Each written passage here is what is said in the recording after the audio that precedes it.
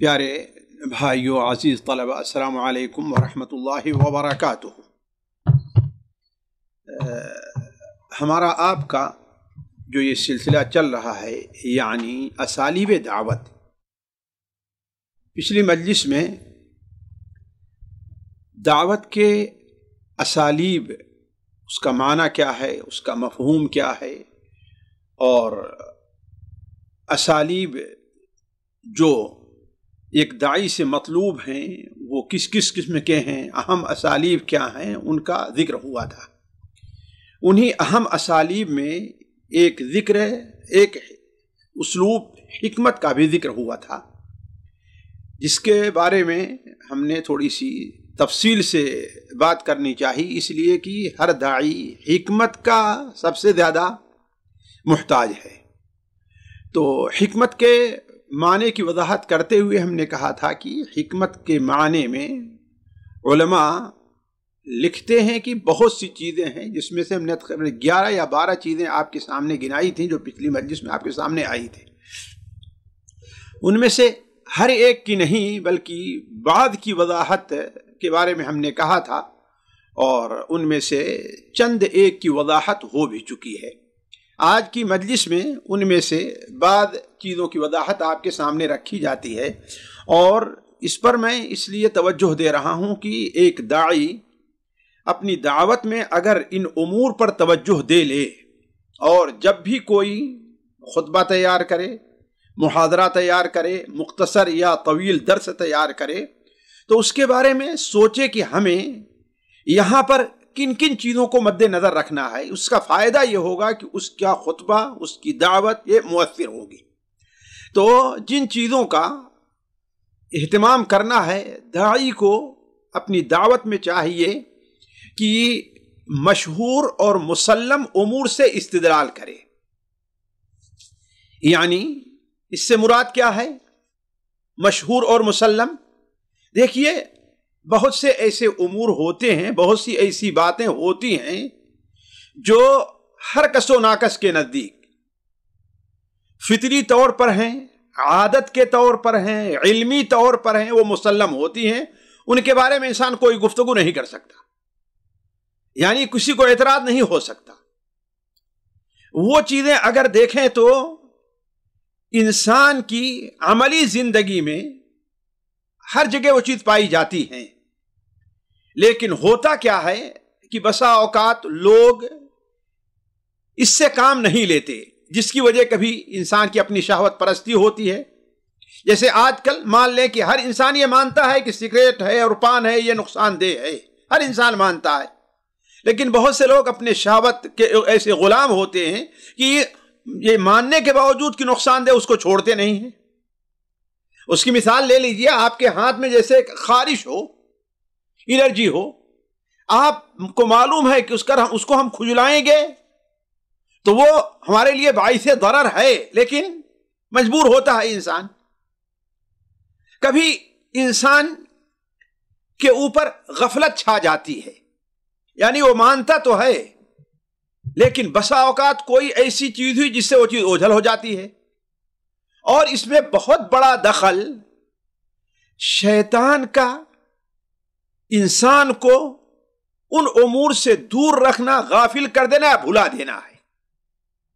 جیسے حضرت آدم علیہ السلام کو شیطان نے بھلا دیا، حالانکہ حضرت آدم علیہ السلام کو یقیناً یہ بات یقینی تھی کہ اللہ تبارک و تعالی جو کہتا ہے وہ حق ہے، اس میں کوئی دو رائے نہیں ہے، لیکن اب شیطان نے ادھر ادھر کے بہانے کر کے حضرت آدم علیہ السلام کو بھلوا دیا، پنسی آدم علیہ السلام بھول گئے۔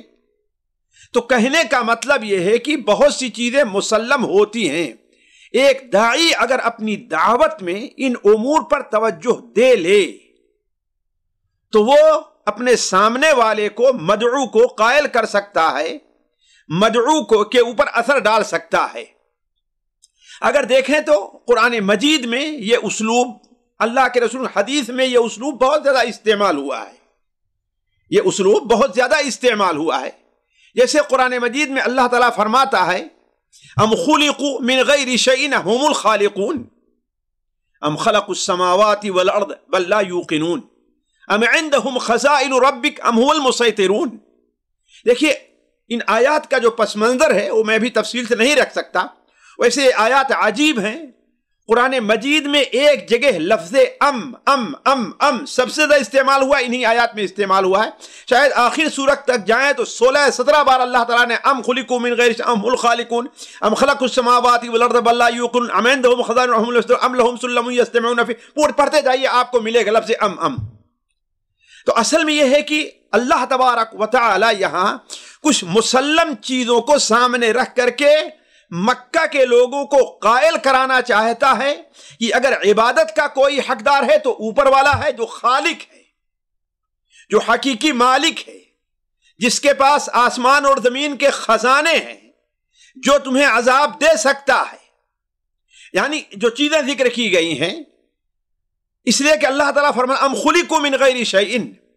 ذرا سوچیں کیا انہیں بغیر کسی مقصد کے پیدا کر دیا گیا ہے؟ عجیب، بغیر کسی پیدا کرنے والے کے پیدا ہو گئے ہیں.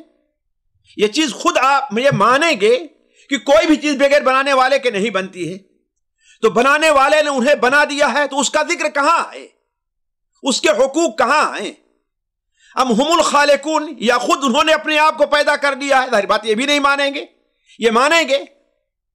اسی لیے دیکھیے ساتھیو، ہم چونکہ قرآن کی بلاغت سے اور فصاحت سے واقف نہیں ہے، لیکن جو لوگ واقف تھے ان کے اوپر یہ آیتیں اتنا زور کا اثر کرتی تھی کہ بڑے شہر میں بم بھی نہیں اثر کرتا. مثال کے طور پر صحیح بخاری میں ہے کہ حضرت جبیر ابن مطعم رضی اللہ تعالی عنہ وہ بیان کرتے ہیں کہ میں نے سنا کہ اللہ کے رسول صلی اللہ علیہ وسلم مغرب کی نماز میں یہ سورتیں پڑھ رہے ہیں، سورۃ طور پڑھ رہے تھے، والطور وکتاب مسطور فی رق منشور.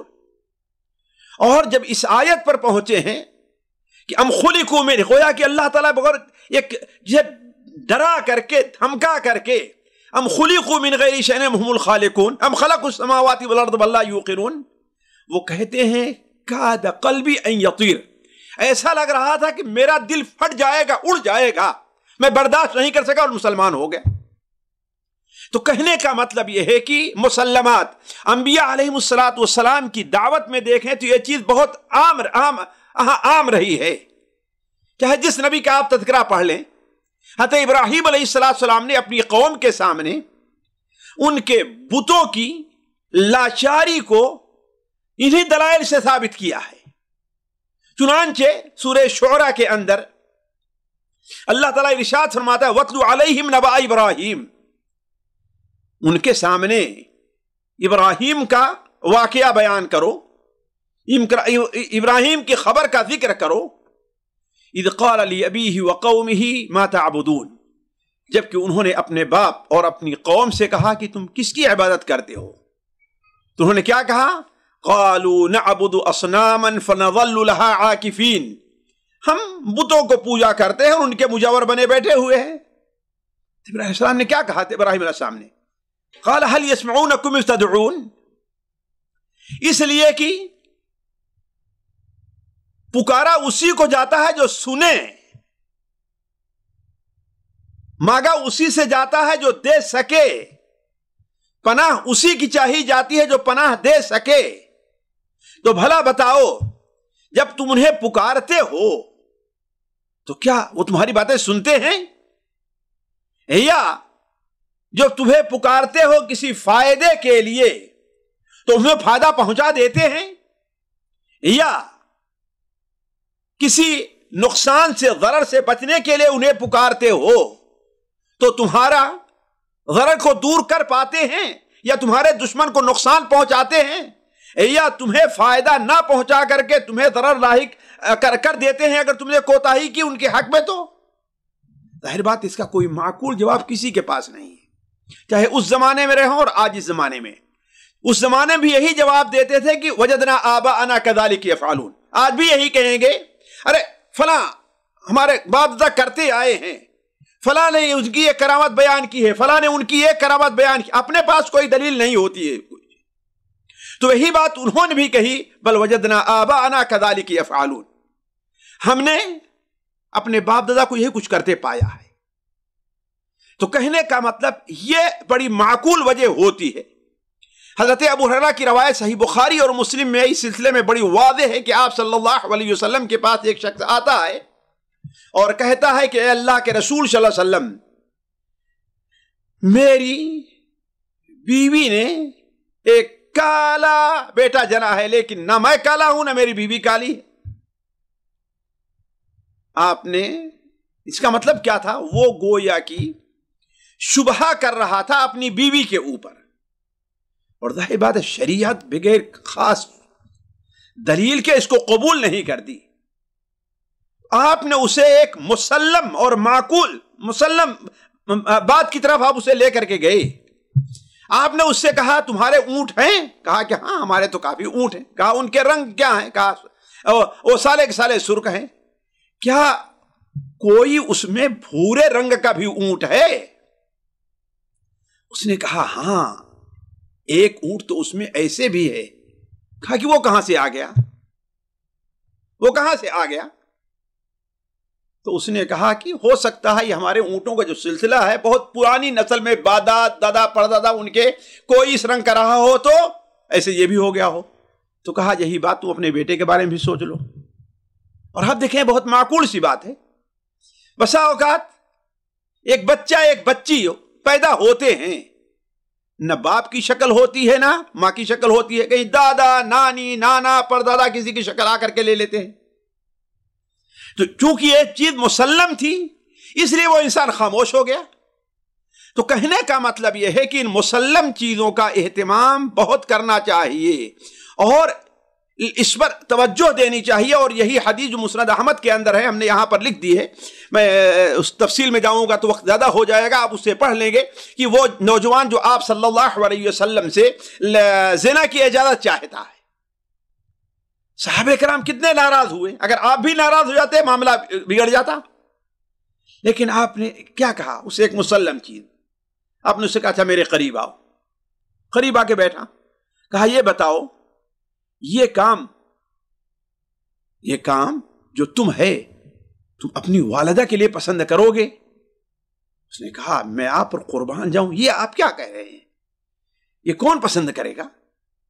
تو کہا لوگ بھی اسے اپنی والدہ کے لیے نہیں پسند کریں گے، تم جس سے زنا کرو تھا کسی کی ماں ہو۔ آپ نے بیٹی کا ذکر فرمایا، بہن کا ذکر فرمایا، پھوپھی کا ذکر فرمایا، خالہ کا ذکر فرمایا، یعنی جو قریبی ہیں جن کے لیے انسان اپنا بہت کچھ قربان کر دیتا ہے، اور ان عورتوں کا زنا میں مبتلا ہونا انسان کے لیے باعث عار ہوتا ہے۔ اور ہر ایک کے بارے میں وہ کہتا رہا کہ اے اللہ کے رسول ہرگز نہیں، میرے ماں باپ آپ پر قربان ہوں، اللہ کی قسم میں ایسا کبھی نہیں چاہتا۔ تو آپ کیا کہتے رہے؟ ایسے لوگ بھی نہیں چاہیں گے۔ تو داعی کو اس بات پر توجہ دینی چاہیے۔ دوسری چیز آج جو اس مجلس میں مجھے آپ کے سامنے رکھنی ہے اور حکمت کے معنی میں آتا ہے، وہ یہ ہے کہ اکیلے میں نصیحت کرنا۔ اس سے مراد کیا ہے؟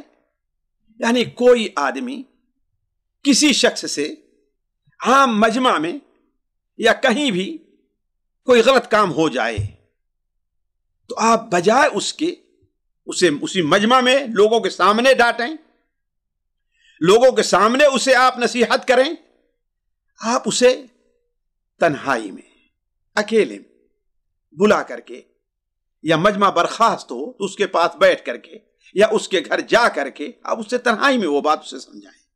یہ قبول کے زیادہ قریب ہے، خاص طور پر اگر وہ شخص آپ سے بڑا ہے، کسی منصب کے اوپر ہے، وزیر ہے، کوئی حاکم ہے، تو یہ چیز تو وہاں پر بڑی اہمیت رکھتی ہے۔ لیکن یہاں پر ایک بات میں واضح کر دوں، شرط یہی ہے کہ اگر آپ نے وہاں پر اس مجمع میں ٹوکا نہیں تو پھر آپ کو دوبارہ موقع نہیں ملے گا، اور لوگ کوئی غلط تصور لے کر کے چلے جائیں گے تو ٹھیک ہے برملا، لیکن ویسے عام طور پر لوگوں کو چاہیے کہ تنہا نصیحت کرنے کو، تنہائی میں لوگوں کو بلا کر کے دعوت دینے کے بجائے دعوت دینے کو عام لوگوں کے عام مجمع سے کے اوپر ترجیح دیں. اور یہ چیز قرآن مجید میں اور حدیث نبوی کے اندر، بلکہ اگر سلف کے واقعات میں دیکھیں تو یہ چیز بکثرت پائی جاتی ہے. اور آج بھی یہ چیز مجرب ہے. اس کو تجربہ کر لیجئے آپ کہ آپ کسی شخص کو، ایک شخص ہے وہ کسی مجلس میں گالی دے رہا ہے کسی کو، آپ اسے مجلس میں ٹھوک دیجئے، وہ نہیں. آپ تھوڑا سا خاموش ہو جائیے. دیکھیے جب لوگ چلے گئے تو آپ اس سے کہیں بھائی یہ چیز جو آپ نے کہی ہے یہ چیز بہت غیر معقول ہے. یعنی اسلوب سے گھر جا کر کے کوئی بھی چیز، خط لکھ کر کے کوئی بھی چیز ہو، کسی بھی طریقے سے کسی ایسے آدمی کے ذریعے جس کا اس کے اوپر اثر ہو. یعنی متعدد چیزیں ہو سکتی ہیں، لیکن کیا ہے، برملا اسے نہ ٹوکا جائے، تنہائی میں اسے ٹوکا جائے. اور اس کا اندازہ اس سے لگائیے کہ اللہ تبارک و تعالیٰ نے اس کا حکم اپنے نبی کو بھی دیا ہے. چنانچہ سورہ نساء کے اندر منافقین سے متعلق اللہ تعالیٰ فرماتا ہے اولئک الذین یعلم اللہ ما فی قلوبہم. آپ دیکھیے ان کے دلوں کا جو بھید ہے، راز ہے، ان کو اللہ تعالیٰ بہتر جانتا ہے. فأعرض عنہم، لہذا آپ ان سے اعراض کیجیے. وقل لهم فی انفسہم وعظہم، آپ انہیں نصیحت کیجیے، سمجھائیے، وعظ سے کام لیجیے، موعظہ حسنہ ان کے ساتھ کیجیے. وقل لهم فی انفسہم قولا بلیغا، اور انہیں وہ بات کہیے جو بلیغ ان کے دلوں میں اتر جانے والی ہو. اس آیت کی تفسیر میں آپ جائیے تو مفسرین جو اس آیت کی تفسیر لکھتے ہیں، اور میں جس نتیجے پر پہنچا ہوں وہ یہ ہے کہ ان سے اعراض کیجئے، یعنی علانیہ طور پر انہیں سرزنش نہ کیجئے، بلکہ تنہائی میں انہیں ایسی بات کہیے جو ان کے دل کو لگے. جیسے دیکھیے، میں آپ کا لیے خیر چاہتا ہوں، میرا مقصد برا نہیں ہے، آپ کی توہین کرنا نہیں ہے، اور یہ بات میں جو کہہ رہا ہوں محض آپ کی خیر خواہی میں کہہ رہا ہوں. آپ یہ بتائیے کس طرح کی آپ جو دو رنگی کر رہے ہیں اس کا کیا فائدہ ہے؟ آپ لوگوں کے سامنے مسلمان بنتے ہیں اور تنہائی میں آپ یہ ہیں، اس کا کیا فائدہ ہوگا؟ آپ یہ نہ بھولیے کہ اللہ تبارک و تعالی جب چاہے گا آپ کے اس راز کو، اس بھید کو لوگوں کے سامنے فاش کر دے گا تو آپ کیا ہے، بالکل بدنام ہو کر کے رہ جائیں گے. اس دنیا بھی آپ کو رسوا ہونا پڑے گا، اور آخرت کا عذاب تو کیا ہے، بڑا سخت ہے. یعنی اس قسم کی باتیں. اسی لیے اس آیت کی تفسیر کرتے ہوئے علامہ سعدی رحمہ اللہ نے لکھا ہے کہ گناہ کے مرتکب سے اگر کسی وجہ سے اسے اعلانیہ دعوت دینے سے اعراض کیا جائے تو اس کا مطلب یہ نہیں کہ اسے چھوڑ ہی جا رہی، بلکہ پوشیدہ طور پر نصیحت کی جاتی رہے گی. اسے نصیحت کرنے کی پوری کوشش کی جائے گی، حتیٰ کہ یہ جان لیا جائے کہ ہمارا مقصد ادا ہو گیا. تو اللہ تبارک و تعالی نے اپنے نبی کو یہ تعلیم دی ہے، بلکہ تمام انبیاء آپ سے پہلے بھی اس اسلوب کو استعمال کرتے رہے ہیں. اس دنیا میں سب سے پہلے رسول جو اس دنیا میں آئے ہیں حضرت نوح علیہ السلام، ان کی اپنی قوم سے متعلق انہوں نے کیا فرمایا؟ ثم انی دعوتہم جہارا ثم انی اعلنت لہم واسررت لہم اسرارا. پھر میں نے انہیں بآواز بلند بلایا، پھر میں نے انہیں علانیہ طور پر بھی ان سے گفتگو کی، انہیں دعوت دی، اور اسررت لہم اسرارا، اور بہت چپکے بھی. دیکھیے اعلنت لہم کے اندر تاکید نہیں ہے، البتہ اسررت لہم اسرارا کو اللہ نے تاکید کے ساتھ بیان کیا کہ ہم نے گویا کہ بار بار ہم نے انہیں ہر طریقے سے ہم نے انہیں پوشیدہ طور پر تنہائی میں انہیں دعوت دی ہے. اس آیت کی تفسیر حضرت عبداللہ ابن عباس سے یہی مروی ہے کہ یکے بعد دیگرے ہر ایک کو ہم نے آہستہ سے تنہا دعوت دی ہے، اور انہیں آپ کی توحید کی طرف، اے اللہ تیری بات میں انہیں بلاتا رہا ہوں. تو یہ اسلوب بڑا ہی کامیاب ہے. امام ابن ابی دنیا رحمہ اللہ اپنی کتاب الامر بالمعروف والنہی عن المنکر میں ایک چھوٹا سا واقعہ نقل کرتے ہیں ساتھیوں جو باتیں میں کہہ رہا ہوں ہر ایک اسلوب کی انہیں میں واقعات سے مزین کر سکتا ہوں، لیکن چونکہ ایک درس کا معاملہ ہے مختصر رہتا ہے، اس لیے یہ اس ڈھونڈنا کوشش کرنا آپ لوگوں کے اوپر چھوڑ رہا ہوں میں کہ ڈھونڈیں، کوشش کریں، آپ کو بہت ایسی مثالیں مل جائیں گی۔ میں تو صرف ایک آدھ آیات اور 2 حدیثیں آپ کے سامنے پیش کرتا ہوں، اگر ڈھونڈیں گے تو حدیثیں اور علماء کے واقعات میں سے بہت سے مل جائیں گے۔ مثال کے طور پر صلت ابن اشیم ایک بہت بڑے تابعی ہیں، ان کے بارے میں ثابت بیان کرتے ہیں کہ وہ اور ان کے ساتھیوں نے ایک شخص کو دیکھا کہ وہ اسبال کیے ہوئے ہے، یعنی اس کا تہبند ٹخنے سے نیچے ہے اور لٹک رہا ہے۔ تو اس کے ساتھی ان کے ساتھی صلہ ابن اشیم رحمہ اللہ کے ساتھی غصہ ہوئے اور اسے جو ہے ڈانٹنا چاہا، تو انہوں نے کہا اچھا چھوڑ دو، میں اس سے بات کر لوں گا، کوئی بات نہیں، میں اس سے گفتگو کر لوں گا۔ چنانچہ جب سارے لوگ ہیں تو ان کے پاس جاتے ہیں اور کہتے ہیں اے بھائی ذرا، بلکہ کہا اے بھتیجے، جیسے ہم لوگ کہتے ہیں ارے بیٹے، اے بیٹے ذرا مجھے کام ہے۔ کہا کہ چچا آپ کیا کہنا چاہتے ہیں؟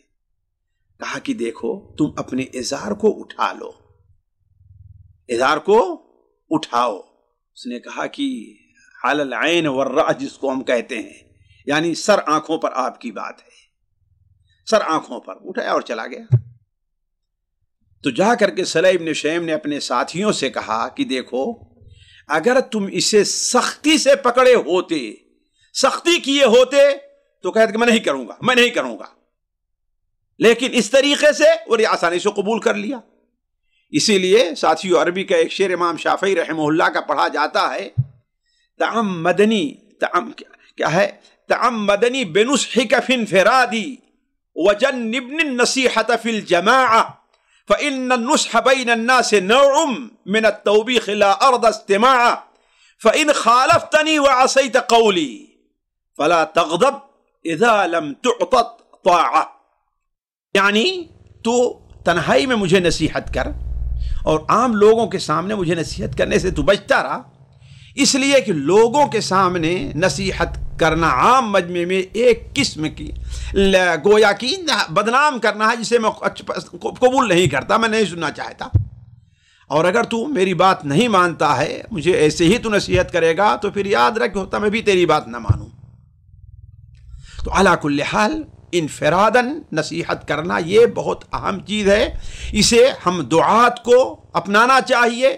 بسا اوقات ایک شخص رہا کرتا ہے جس کے بارے میں ہم یہ سمجھتے ہیں کہ لوگوں کے سامنے اگر ہم اسے کچھ کہیں گے تو وہ شاید ضد پر آ جائے، لیکن اگر تنہائی میں کہتے ہیں تو لیکن اسی طرح خصوصاً اگر یہ کوئی آدمی ایسا ہے جو علم کے اندر منصب میں وزارت ہم سے بہت بڑا ہے تو وہاں پر تو یہ چیز بڑی اہم ہوتی ہے۔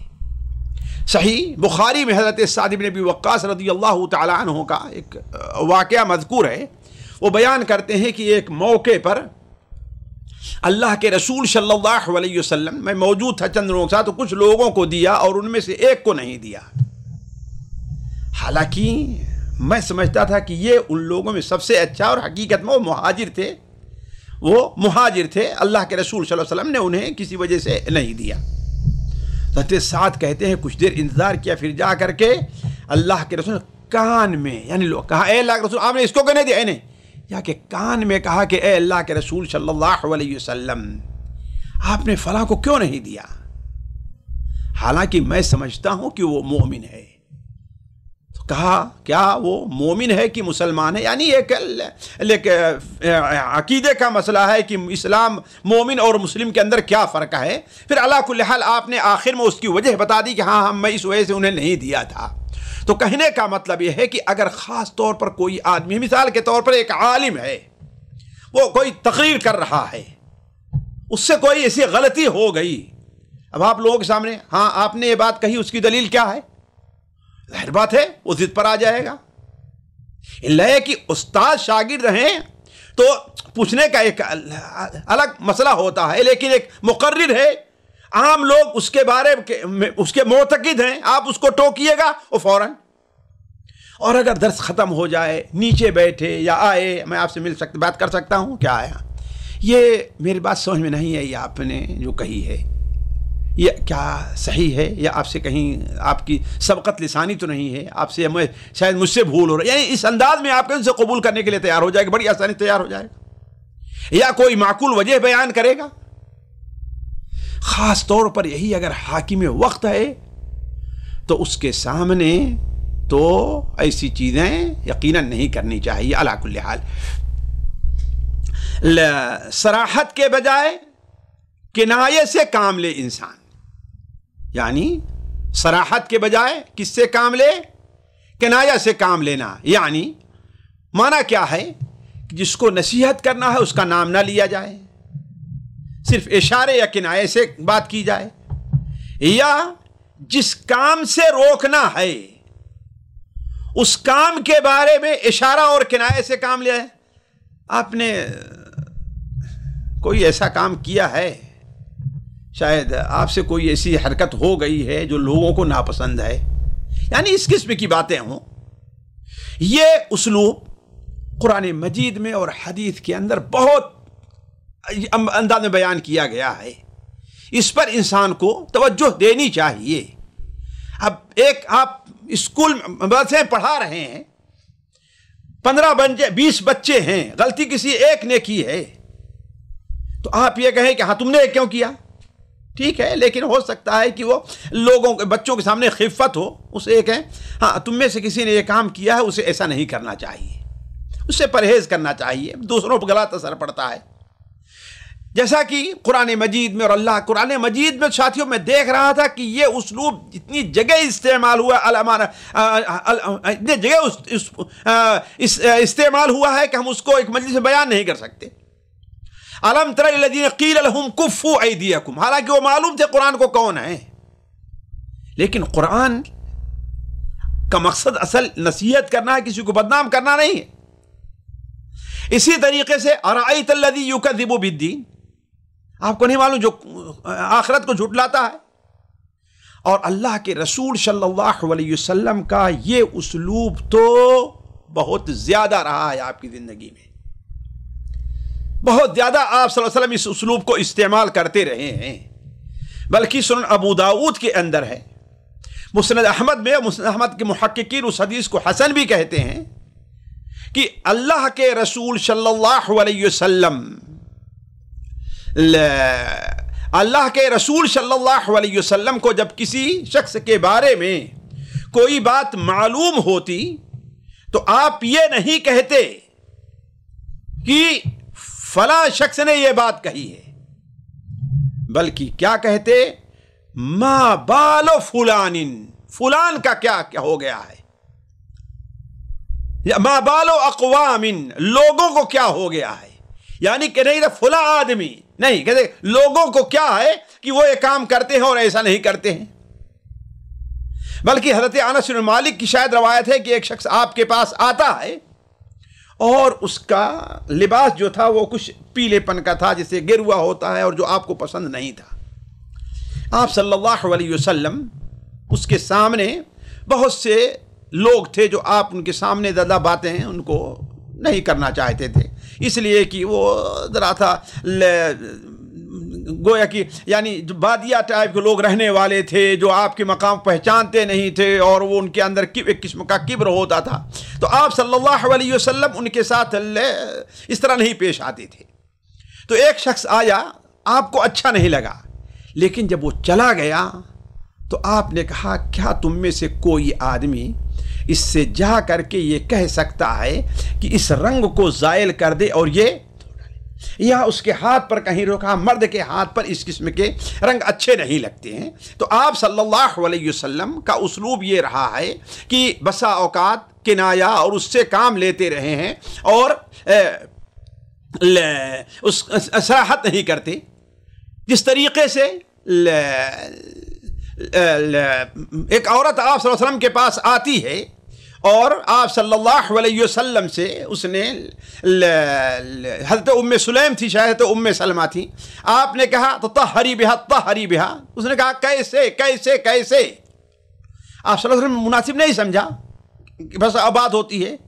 تو حضرت عائشہ حضرت سلمہ ہے اسے بلا کر کہا کہ ایسے کرنا چاہیے. یعنی کہنے کا مطلب یہ ہے کہ ہر بات ہر جگہ ذکر نہیں کی جاتی.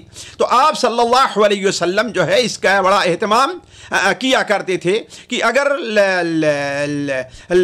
اگر صراحت کے ساتھ یہ بات کہی جائے تو اس کا فائدہ کم ہوتا ہے، اور اگر اشارے کنایے سے کام لیا جائے تو اس کا فائدہ بہت زیادہ ہوا کرتا ہے. اس سلسلے میں حدیثیں بہت زیادہ ہیں، لیکن میں تمام حدیثوں کو یہاں پر نہیں ذکر کر سکتا. کچھ حدیثیں جو ہم نے ذکر کی ہے اس کو آپ پڑھ لیں گے. دیکھیے اسی طریقے سے حکمت کا ایک تقاضا یہ بھی ہے کہ انسان نرمی کی جگہ نرمی کرے اور سختی کی جگہ سختی کرے. نرمی کی جگہ نرمی اور سختی کی جگہ سختی. یعنی اس کا معنی کیا ہے؟ اس لیے کہ آگے آپ کو آئے گا الموعظہ حسنہ. موعظہ حسنہ اچھی نصیحت کرنا. اس میں اچھی نصیحت کرنا کیا ہے؟ جنت کی خوشخبری دینا ہے، جہنم سے ڈرانا ہے، یعنی یہ ساری چیزیں ہیں. تو یہ چیز جو ہونی چاہیے وہ کیا ہے؟ بسا اوقات داعی کو چاہیے کہ موقع اور محل دیکھے، کہ اس لیے کہیں نرم لہجہ استعمال کرنا زیادہ مفید ہوتا ہے بے اعتبار سخت لہجہ استعمال کرنے کے.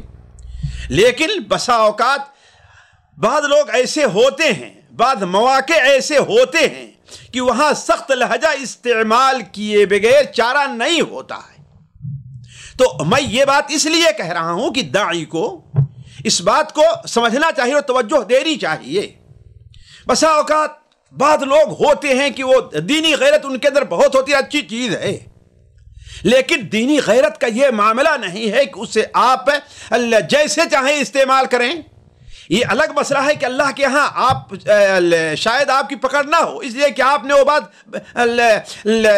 غیرت سے کہی ہے. میں اس کی ایک مثال دیتا ہوں.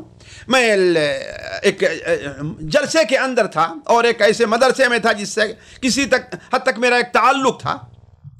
تو میں نیچے تھا، وہاں پر دو چار لوگ کھڑے تھے، میں وہاں پر کھڑا تھا. ایک کوئی بچہ نعت یا نظم یا کچھ پڑھ رہا تھا. تو نعت میں یا کوئی نظم پڑھ رہا تھا جو ایک کوئی ایسی بات وہ کہہ گیا جو اسلامی عقیدے سے موافقت نہیں رکھتی تھی.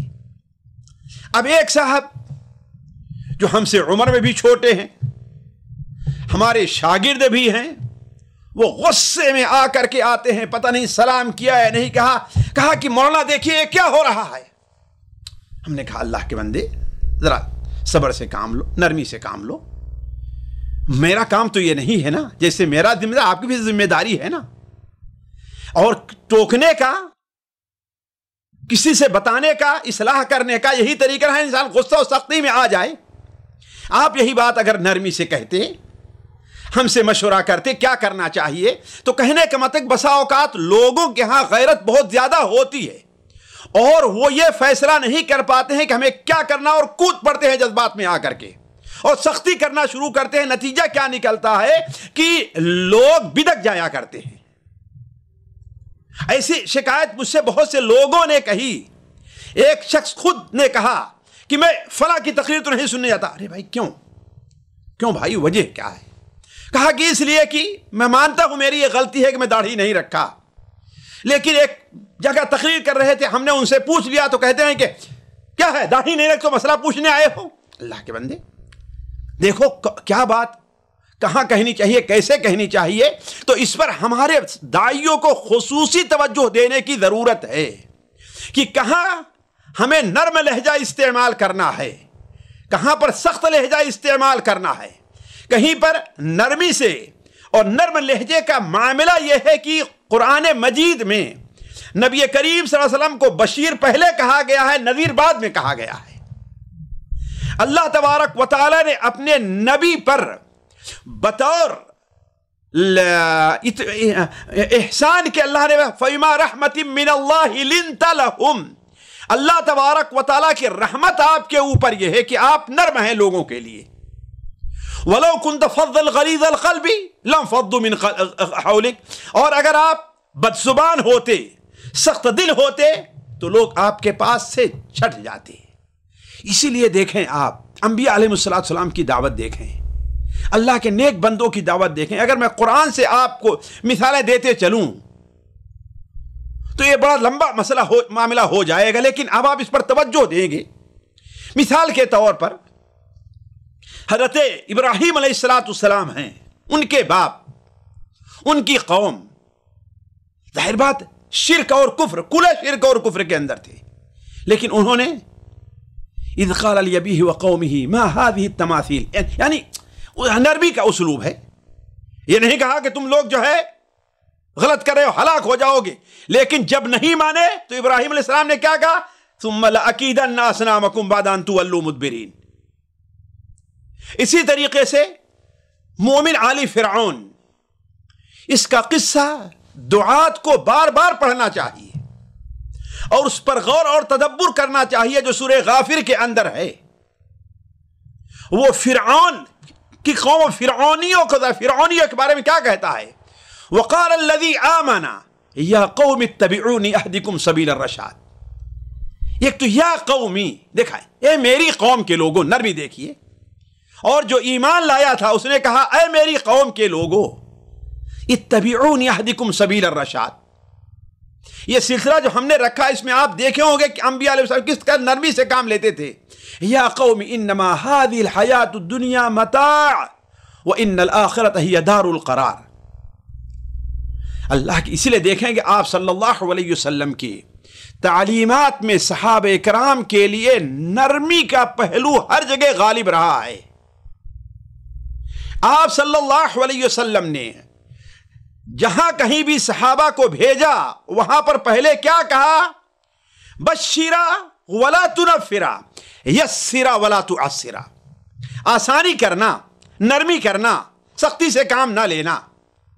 اور شاید وہ حدیث آپ کے سامنے اس سے پہلے آئی ہو جو صحیح بخاری اور مسلم میں حضرت ابو ہریرہ بیان فرماتے ہیں کہ ایک شخص مسجد میں پیشاب کر دیا آ کر کے، صحابہ کرام زور سے دوڑے کہ ہاں اس کو، آپ نے کہا رہے رکو رکو رکو رکو رکو رکو رکو، اور نرمی کیا کیا کہ اسے آپ صلی اللہ علیہ وسلم نے کہا، اس سے نہیں مجبور کیا کہ جاؤ پانی لا کے ڈال دو، اب صحابہ سے کہا جاؤ ایک ڈول پانی لاؤ اور اس کے اوپر ڈال دو، اور اس سے کے بارے میں کیا فرمایا؟ اما بعثتم میسرین۔ اس کا نتیجہ کیا نکلا کہ بعد میں تھوڑی دیر کے بعد جا کر کہتا ہے اللہم ارحمنی و محمد، اے اللہ میرے اوپر محمد کے اوپر رحم فرما اور کسی اور کے اوپر نہ رحم فرما۔ اس پر بھی آپ ہنسنے لگے، یعنی آپ سے اتنا متاثر ہو گیا کہ اپنے لیے اور آپ کے دعائیں کرنا شروع کر دیا۔ تو کہنے کا مطلب یہ ہے کہ آپ صلی اللہ علیہ وسلم کا یہ اسلوب بڑا غالب رہا ہے، لیکن یہ معنی نہیں ہے کہ آپ صلی اللہ علیہ وسلم سختی نہیں کرتے تھے، نہیں، جہاں ضرورت پڑتی تھی آپ کا لہجہ سخت بھی ہوتا تھا، جیسا کہ قرآن مجید میں یہ چیز بھی جگہ جگہ ہے کہ اللہ تبارک و تعالی نے منافقوں کو، کافروں کو، رسول کے ساتھ عناد سے پیش آنے والوں کو اللہ تبارک و تعالی نے سخت عذاب کی دھمکی بھی دی ہے۔ چنانچہ سورہ توبہ کے اندر اللہ نے منافقین سے کیا کہا؟ یا ایھا الذین آمنوا، خطاب پورے مومنین کو کیا، لیکن اصل خطاب کس کی طرف ہے؟ وہ جو بظاہر ایمان لے آئے ہوئے تھے۔ اے ایمان والو، ما لکم اذا قیل لکم انفروا فی سبیل اللہ اذ ثاقلتم من الارض، جب تم سے کہا جاتا ہے کہ اللہ کے راستے میں نکل پڑو تو اذ ثاقلتم علی الارض، تو تم زمین سے لگ کر بیٹھ جاتے ہو۔ ارضیتم بالحیات الدنیا، کیا تم دنیا کے زندگی پر راضی ہو گئے اور آخرت کو بلائے طاق رکھ دیا ہے؟ یاد رکھو دنیا آخرت کے مقابلے میں بہت تھوڑی سی چیز ہے۔ الا تنفروا يعذبكم اللہ، اگر تم اللہ کے راستے میں نکلے نہیں تو اللہ تعالیٰ تمہیں دردناک سزا دے گا۔ تو دھمکی بھی قرآن مجید کے اندر یہ اسلوب آیا ہے۔ الم یعن الذین آمنوا ان تخشع قلوبهم لذکر اللہ وما نزل من الحق، یہ سختی کا اسلوب کیا ان لوگوں پر وقت نہیں آیا کہ اللہ کے ذکر سے اور قرآن سے ان کے دل نرم ہو جائیں؟ تو کہنے کا مطلب یہ ہے کہ قرآن مجید میں جہاں نرمی ہے وہاں سختی بھی ہے۔ اسی طریقے سے اللہ کے رسول صلی اللہ علیہ وسلم کی بہت سی ایسی حدیثیں ہیں جس میں آپ پائیں گے کہ آپ صلی اللہ علیہ وسلم نے سختی کا اسلوب استعمال کیا ہے۔ مثال کے طور پر آپ صلی اللہ علیہ وسلم ایک شخص آتا ہے اور کہتا ہے کہ اے اللہ کے رسول صلی اللہ علیہ وسلم میرے پاس 1 درہم ہے، کہا کہ اپنے اوپر خرچ کرو۔ کہا دوسرا کیا؟ کہا کہ ہاں، اور دیکھیے نرمی کا اسلوب دیکھیے۔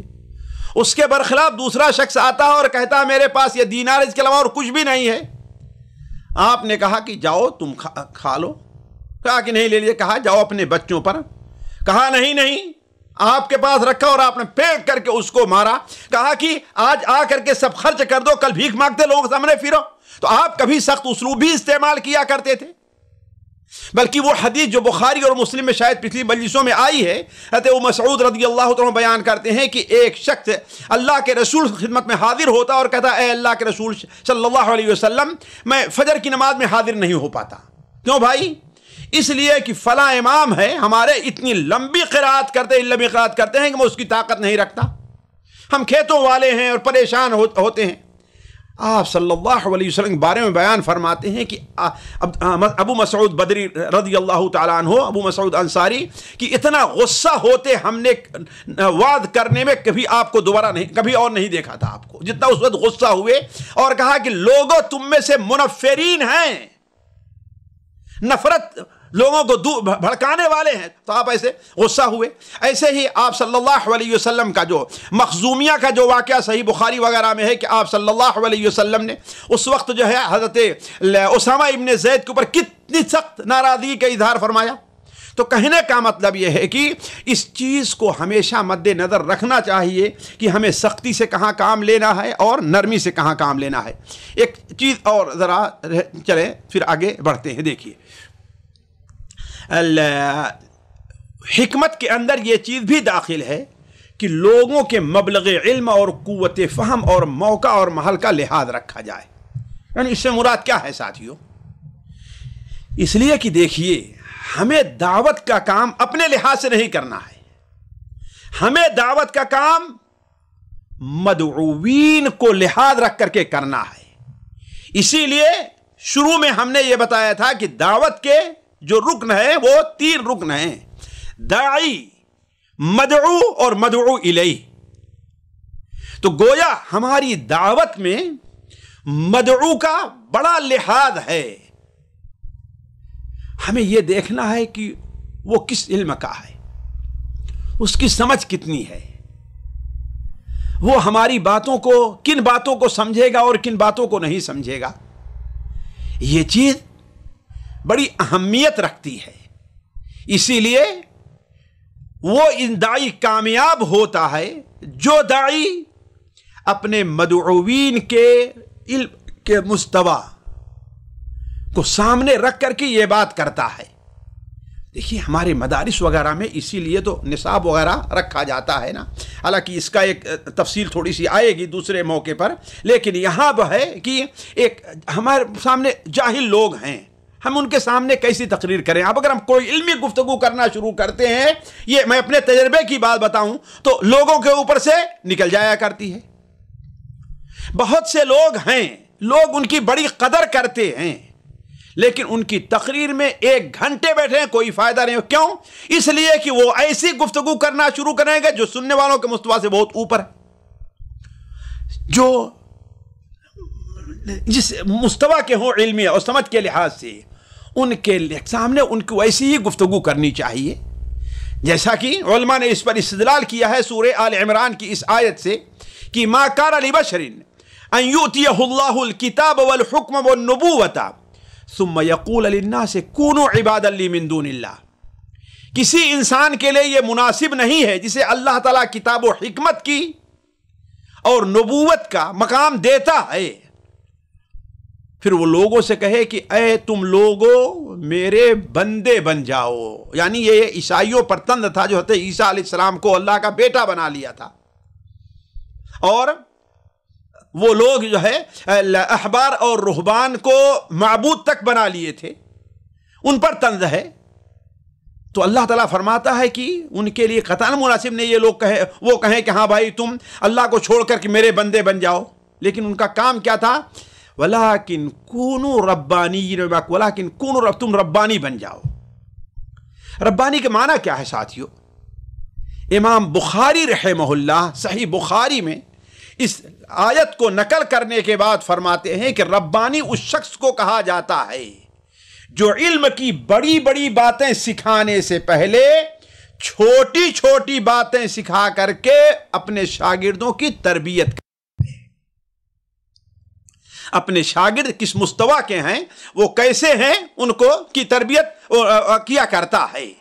जो लोग जहां तक समझ सकते हैं, एक आदमी हैं, लोग हैं जो आप चौथी जमात पांचवी जमात के बाद पढ़ाना शुरू करें, अभी वो पहली जमात भी नहीं पढ़ सकता। तो अल्लाह के रसूल सल्लल्लाहु अलैहि वसल्लम इस पर खुसूसी तवज्जो देते थे, इसीलिए आप सल्लल्लाहु अलैहि वसल्लम ने बाद ऐसी बातें हैं उन्हें आम लोगों के सामने रखने से मना फरमाया। मिसाल के तौर पर आज कुछ लोग हैं बिल्कुल गुनाहों में पड़े हुए हैं, बिल्कुल गुनाहों के अंदर हैं और वो गुनाह छोड़ना नहीं चाहते। आप उनके सामने सिर्फ ये बयान किए कि अल्लाह बड़ा गफूर है, अल्लाह बड़ा रहीम है, ये है, अल्लाह तो 100 आदमियों के कातिलों को माफ कर देता है, ये है, ये है, तो वो क्या कहेंगे कि चलो ठीक है, हम अल्लाह ताला माफ करने वाला तो है ही। लेकिन अगर उनके सामने आप ये रखिए कि अल्लाह तबारक व तआला का अज़ाब जरा बड़ा सख्त है, तो कहने का मतलब यह है कि इस तरफ भी तवज्जो देनी चाहिए।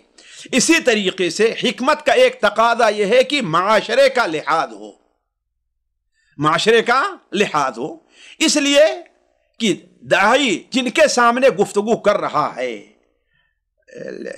वक्त ज़्यादा तो नहीं हो गया, हमारे ख्याल से वक्त ज़्यादा हो गया है। अब अगली मजलिस के लिए हम उसको यहीं पर रहने देते हैं। इंशाअल्लाह अगली मजलिस से हम आपके सामने यहीं रखेंगे कि मुआशरे का लिहाज, उसके बाद की जो बातें हैं अगली मजलिस में रखी जाएंगी। तब तक अल्लाह तबारक व तआला से दुआ है कि अल्लाह ताला हम सब लोगों को खैर से रखे।